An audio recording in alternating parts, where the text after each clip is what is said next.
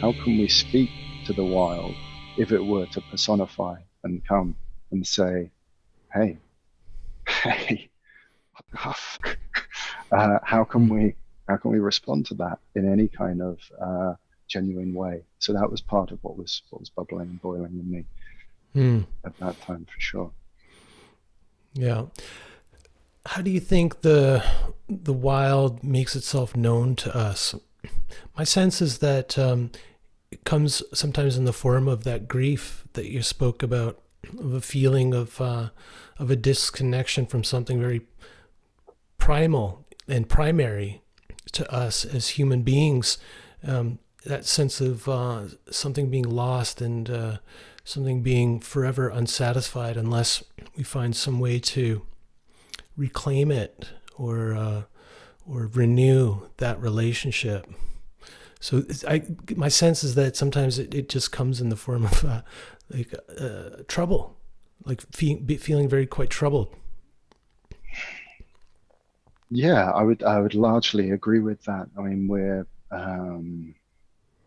from one lens at least, we're we're sad orphans in the world.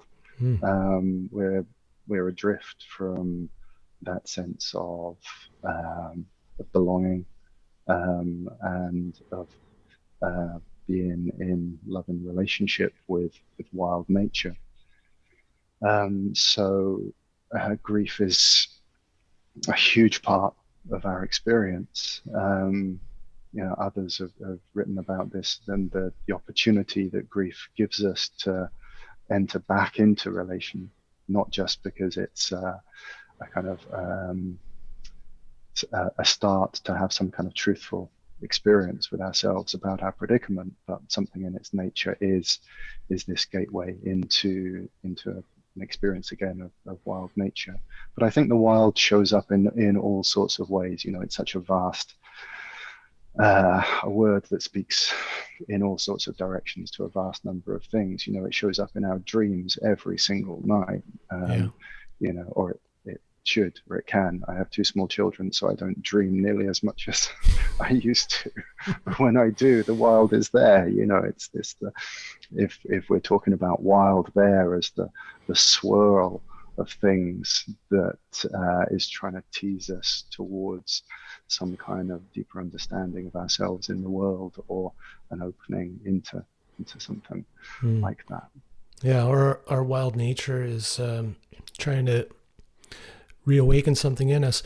Um, I think you talked about us as these orphans, right? And I guess what that brings up in me is the fact, that we haven't been abandoned by the wild, that we've actually abandoned it. And the beauty of that is that the wild is there waiting for us if we're ready to reestablish that relationship. So, unlike maybe a disconnection from our family or ancestry, where it's maybe a little more difficult to reestablish that relationship, the wild nature is always there for us, ready for us to come back into relationship. And there's something Mm-hmm. really kind of hopeful and beautiful about that. Well, the image of nature is not one of a mother who folds her arms and closes the door in your face when you come back, crawling home after being away for 10,000 years. It is of the one going, "Come in, come in, you're welcome, sit," you know, for sure. It's there. And wildness in the sense of the wild, in the sense beyond just wild nature, is always there, because I think it's intrinsically tied in with the vibrancy of uh, the subtle floor of reality.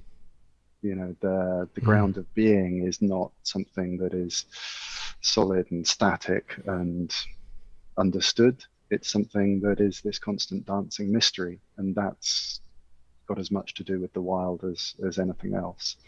And that will always be there, even when we've clear cut the last hectare of beautiful forest. Mm. Yeah, Carl Jung said that we each have a 2 million-year-old man inside of us, and that much of the problems that modern people experience is the disconnection from that primal self, the source of all of our libidinous, erotic energy, but also our intuition and instincts to Mm. the deeper ways of knowing that have nothing to do with books or YouTube lectures. No, we're role playing a strange creature at the moment. I don't think we're very good at it, and hence this kind of the constant longing for something that's there, which is really reality, the creatures. Which is right under our nose the whole time. You Hmm. know, we're out there sniffing around for the answers, and it's the irony is that it's just right there if we just stop and tune in. But it's antithetical to civilization. Yeah. It's, the whole premise of civilization as we do it is to try and contain and ring fence and just, keep everything anchored down, with certainty, because that's what's safe.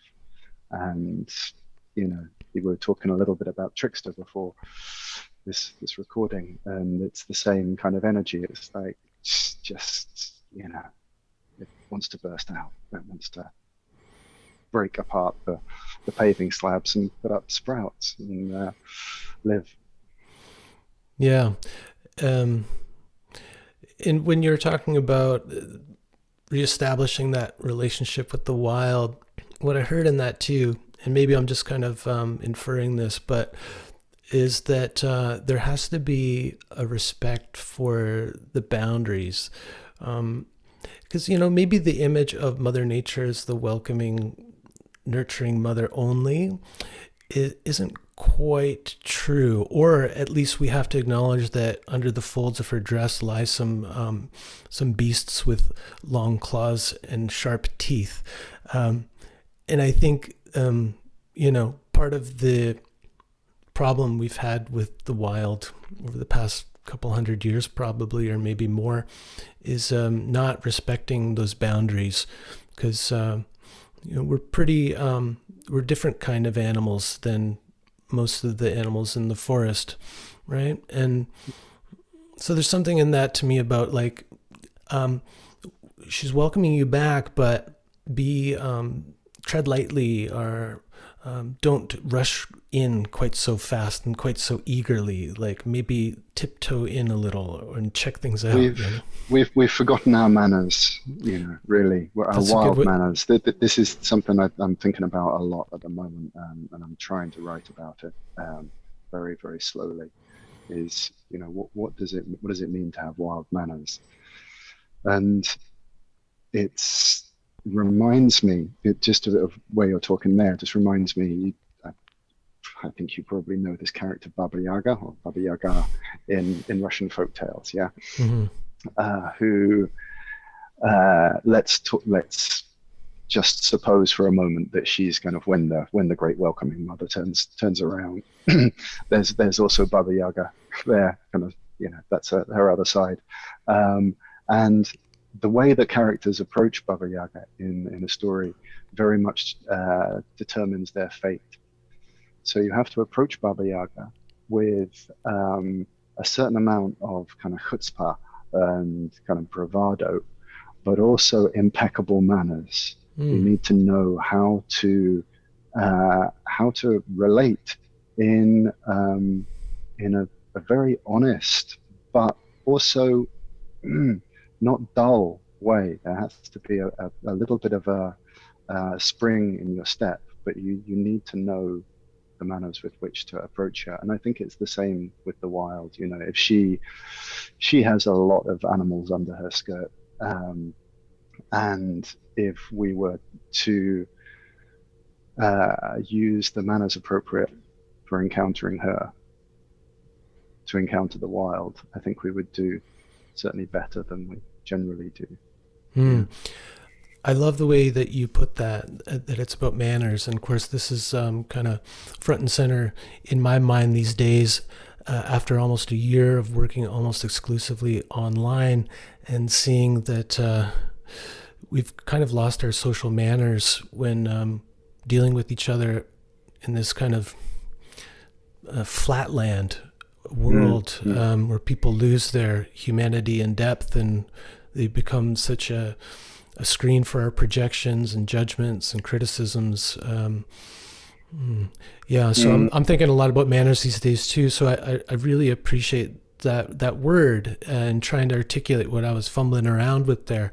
There's something too about like Baba Yaga. Yes, she's got these animals under her skirts, whatever. Like it's a dangerous zone, the wild, and also she's more than willing to like suck on your bones, right? Like not always. I think we sometimes have this image of nature, and in the plant medicine world of things like ayahuasca being this like loving green mother, and I'm like, I don't think so. I think the wild is much more ambivalent about us.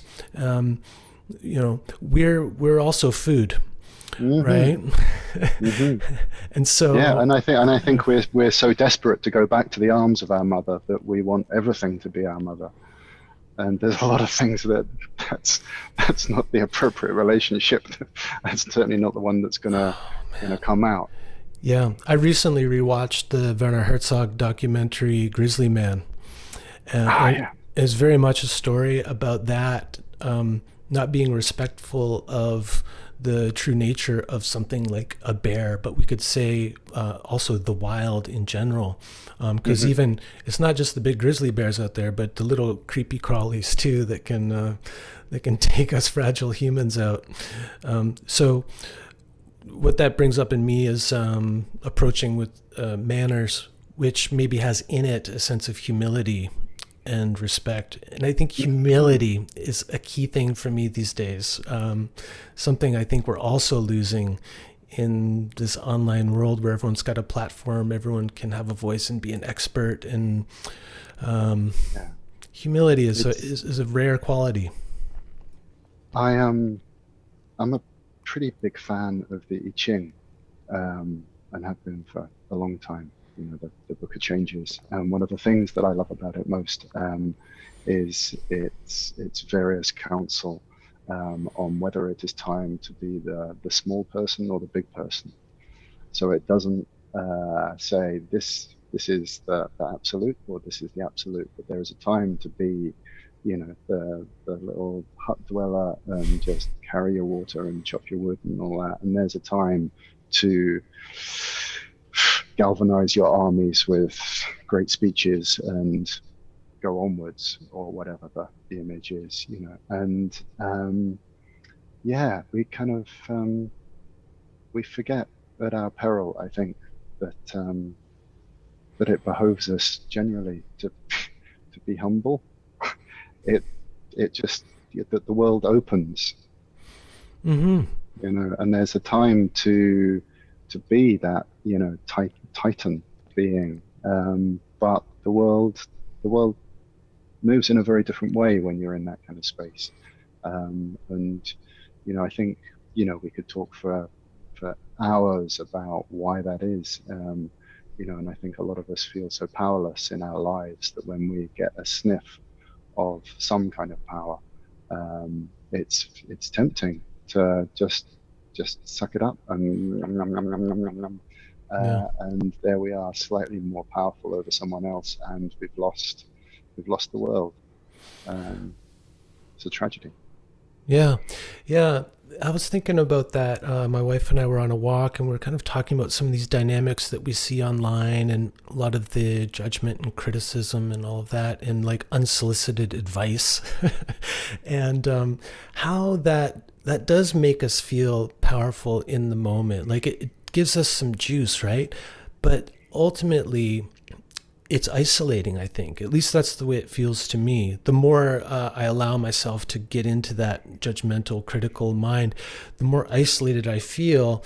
And so I'm getting like a little hit that is very short-lived. It's like a little hit of crack or something, but Hmm. it's not the sustained goodness of human connection, which is Yeah, really absolutely. what I crave, right? It's Yeah, really what I want. I'm totally with you there, for sure. It's just a little bit of sugar Mm, or crack. yeah, goes through the system super fast, right? Yeah, um, yeah, and it's a temptation, you know. But hopefully, hopefully, we're becoming an adult. You know, and one of the qualities of being an adult is to be able to see temptation and go, nah, Mm, actually, this isn't going to take us anywhere good. mm. Um,